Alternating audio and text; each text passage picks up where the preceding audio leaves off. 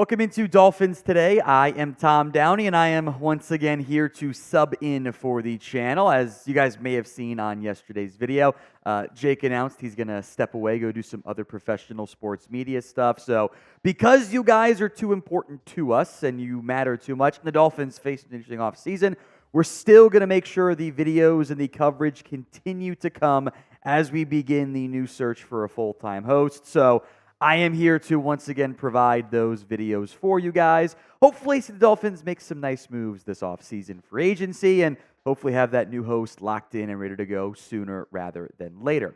So with that in mind, how likely are you to recommend the show to friends and family, etc., other Dolphins fans? If it's lower than, say, a 7 or an 8, I really do want to hear your feedback, how we can make it better. Go ahead and sound off for me in the comments section. Now, the big news that broke yesterday, officially, formally, there have obviously been some whispers at the Combine that had come out of it, or leading into it, I should say, was that Christian Wilkins will not be tagged by the Miami Dolphins. There are reports, though, that even though the Miami Dolphins chose not to place the franchise tag tender on Wilkins, that they are open and desiring a re-signing with the star defensive tackle. Here's what Barry Jackson of the Miami Herald reported later last night. We can add this to the Christian Wilkins news today. Though the Dolphins are not using the tag, they remain very much open to a return if the sides can agree on the contract. Lines of communication remain open.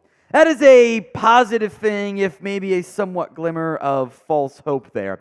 I would actually argue, and this is how it would be, an extension is easier on the Dolphins' complicated salary cap situation than a franchise tag would be. An extension, you can get that year one cap hit lower than the $21-ish million the franchise tag would have cost Miami, given their own hefty salary cap constraints they face this offseason. An extension would be more palatable.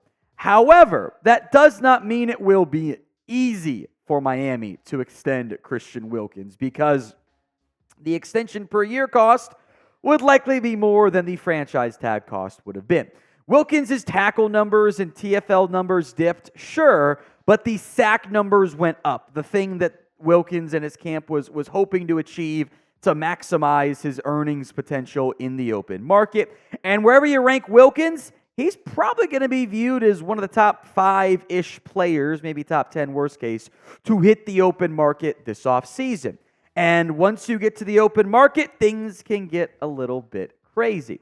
I would anticipate Christian Wilkins in some capacity ranking on that left side of the highest paid interior defensive lineman list, getting into the range of Dexter Lawrence, Deron Payne, Jeffrey Simmons, even Quinnen Williams, because there are several teams that would desperately covet an interior defensive lineman.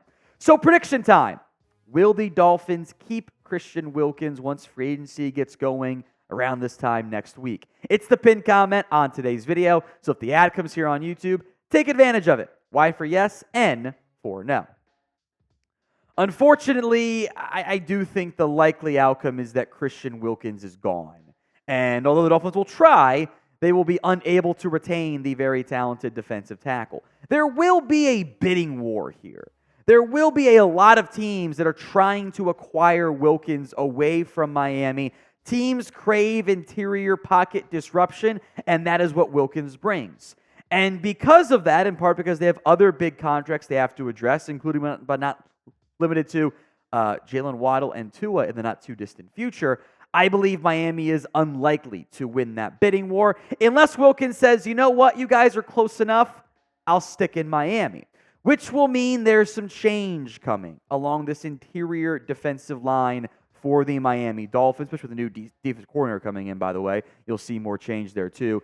Zach Sealer is under contract, and thank goodness he is, because otherwise this would be one of the most dire straits of pending free agent groups you'll see out there beyond teams that have nobody under contract. It would have been Brandon Peely and Deshaun Hand under contract among your interior defensive linemen. You have one starter.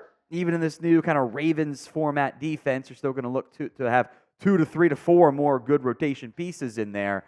You're going to have to make some real adjustments to this interior of the defensive line in the event you do lose Christian Wilkins.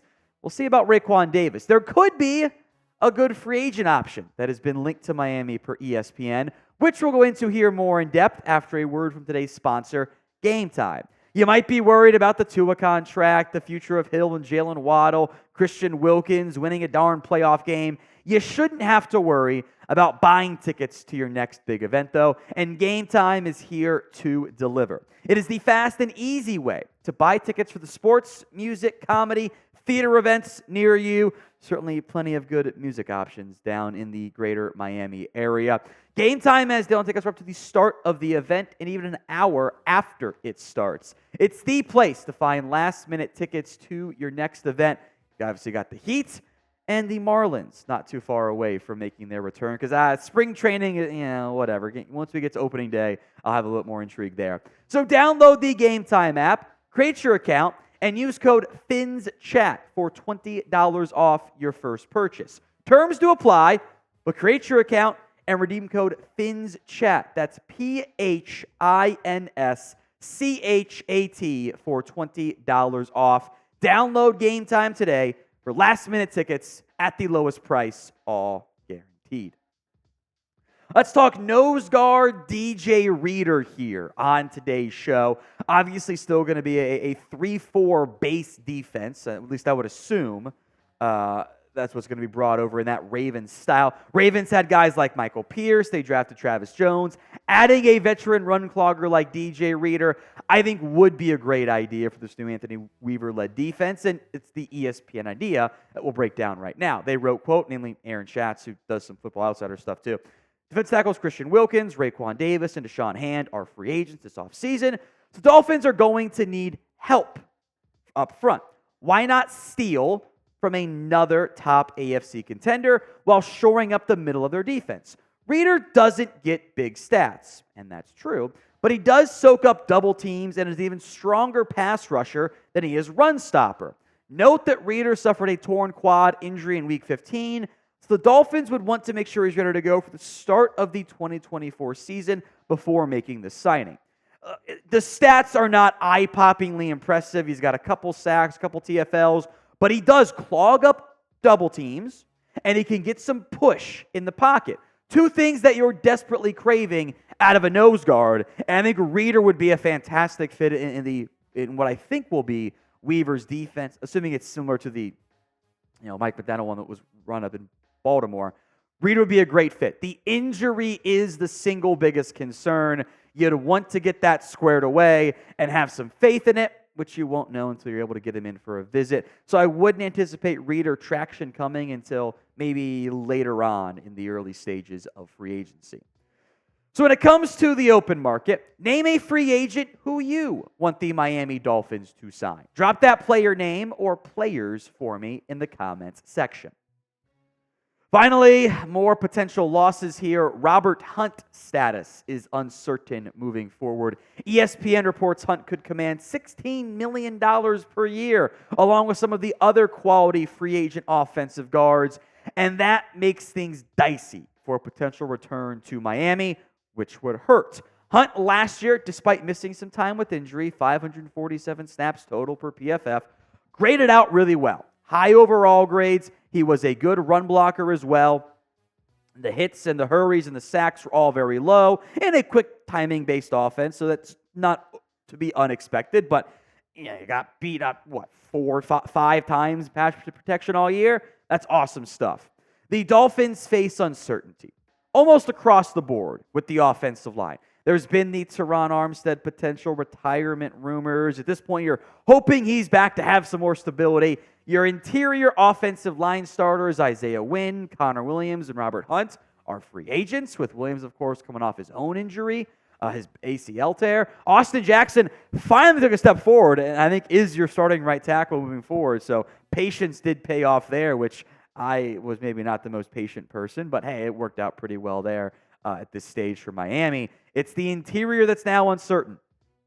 And if you're going to be a quick strike passing offense with Tua, you need a good interior of the offensive line because that's where you can cause issues and they can get disruption. So it'll be a very interesting offseason for the Miami Dolphins. This is going to be, You're going to lose some pieces. You're going to undergo some change. You're going to make some defensive adjustments as well. I think we'll get a deal done with Tua. We'll see on that front. That's probably going to be later in the offseason. But you might not have the same talent level on your roster that you did last year. Now, we will have you guys covered. I know it's another interim host in your boy me here back again. But you guys are too important. Dolphins channel's too big. We're still going to have coverage for you guys close to every single day. Hit that sub button, youtube.com/DolphinsNews.